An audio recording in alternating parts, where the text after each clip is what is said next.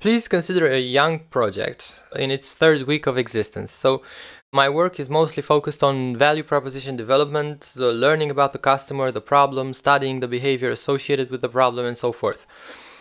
If we take this example, it relates to an actual project that I worked on, and during that week I gained a lot of insights on what we should build from using mainly these four methods.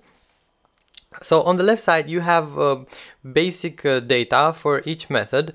First column is how many subjects we used, then the relevance item is the extent that the subjects got in contact with the actual solution. So if we take, for instance, usability testing, the subjects were actually interacting with the clickable prototype. So that's a relevance of 100%.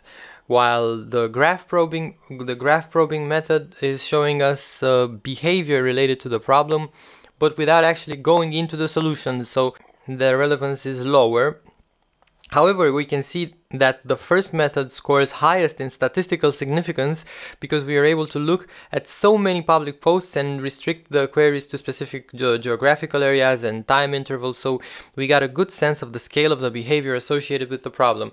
And by looking at common traits among subjects across different experiments, we were able to gain even more statistical significance and decide which functionalities should be prioritized, as shown in the chart on the bottom left.